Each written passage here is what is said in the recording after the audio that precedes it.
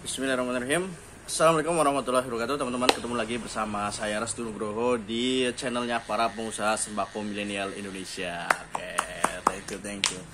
Dan di kesempatan kali ini lagi suasana pemilu ya teman-teman, lagi suasana kampanye. Saya harap teman-teman bisa kondusif, tidak mempermasalahkan atau memperdebatkan perbedaan pendapat di antara teman-teman semua ya, karena kita itu sebetulnya satu kesatuan dan kita nggak perlulah ketika beda pendapat harus saling sikut gitu ya. Oke. Jangan sampailah pilkada ini memecah belah persahabatan, persaudaraan, kekeluargaan teman-teman semua.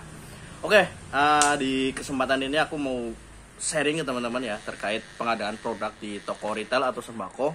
Dan alhamdulillah di tahun 2024 ini toko kita ini sudah berjalan sekitar 3 tahun. Ya, alhamdulillah 3 tahun kurang lah berarti kan kalau kita hitung ya 3 tahun kurang sebulan sekitar segitulah. Tapi alhamdulillah ini Allah mudahkan semuanya, Allah mudahkan prosesnya kita berjalan. Dan tentu pasti adalah teman-teman yang di sini yang udah memulai usaha sembako itu lebih dari 5 tahun, bahkan puluhan tahun atau belasan tahun sekalipun. Tapi di sini saya sifatnya hanya berbagi ya, bukan untuk menggurui teman-teman yang udah senior di sini, tapi untuk berbagi ke teman-teman yang mungkin belum tahu nih tips kali ini yang bakal aku share ke teman-teman, yaitu tentang pengadaan produk. Jadi ini pengalaman aku ketika bekerja di dunia retail.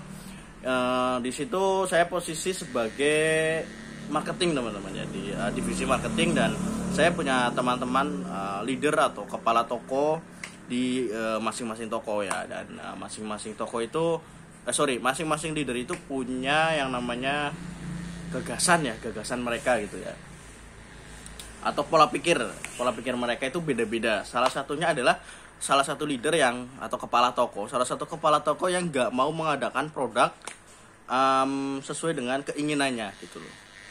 Nah, itu akan coba kita luruskan mindsetnya ya. Jadi pengadaan produk itu sesuai keinginan kita atau sesuai keinginan konsumen gitu. Jadi singkatnya adalah kita jangan jual produk yang kita sukai aja teman-teman ya.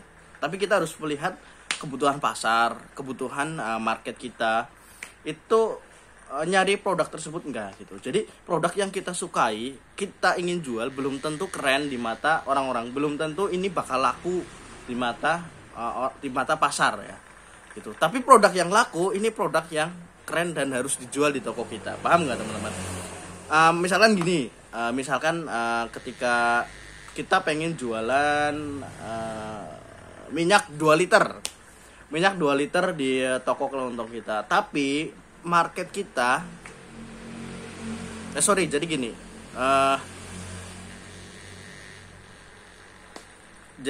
market kita butuh minyak goreng 1 liter katakanlah ya, 1 liter botol gitu ya.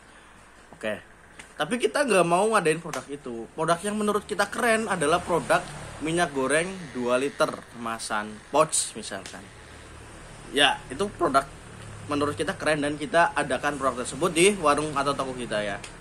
Tapi ketika pasar nyari yang botol 1 liter di toko kita nggak ada, pasti ke toko sebelah teman-teman, nyari di toko sebelah ya kan ya. Posisikan aja lah kita sebagai konsumen masuk ke toko A, kemudian nyari barang yang kita pengen dan nggak ada, pasti dia akan pergi gitu kan. Pasti kita akan nyari di toko lain. Itu udah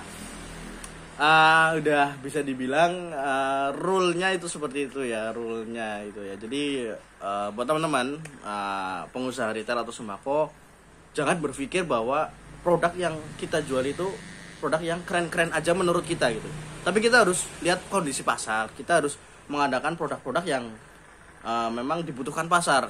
Ketika ada konsumen yang nanya produk ini nggak ada mas, sebetulnya itu clue buat kita ngadain produk itu loh. Karena permintaan pasarnya ada. Nah, kita adakan aja request dari konsumen. Ketika kurang jalan, kita evaluasi lagi atau pengambilannya jangan terlalu banyak.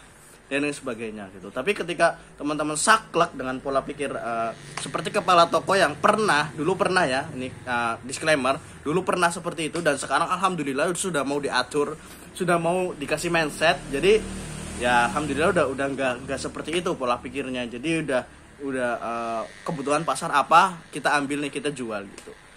Kalau dulu kan mikir nanti barang ini cepat rusak, barang ini enggak, di sini segmentasinya beda. Belum tentu ketika kita belum mencoba mencoba produk di toko kita jangan mikir ini bukan segmentasi kita gitu kan. Ini bukan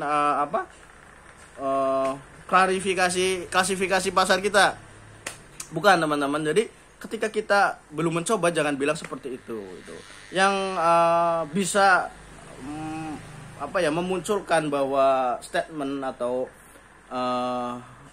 argumen ketika produk ini nggak laku di toko kita adalah pembuktian atau data gitu. Data ketika kita sudah menjual kemudian nggak laku, berarti bener nggak laku gitu loh, bukan asumsi aja gitu ya. Jadi buat teman-teman, ayo open mind, buka pikiran teman-teman, berpikir apa sih kekurangannya di toko kita, atau coba riset toko sebelah kenapa lebih ramai misalkan, atau kenapa orang-orang lebih sering ke toko sebelah gitu kan. Apa yang di toko kita nggak ada, apa yang belum bisa memenuhi pasar di toko kita gitu. Ya mudah-mudahan sedikit membantu tipsnya. Udah terlalu banyak menitnya, padahal target aku bikin video cuma 5 menit, tapi udah lebih. Mudah-mudahan bermanfaat ya buat teman-teman yang mau sharing, diskusi, ayo. Saya juga masih belajar, tapi saya akan sedikit berbagilah ke teman-teman terkait apa yang saya alami dan saya lakukan ketika mengelola toko sembako ini. Terima kasih teman-teman. Wassalamualaikum warahmatullahi wabarakatuh. Salam pengusaha retail milenial Indonesia.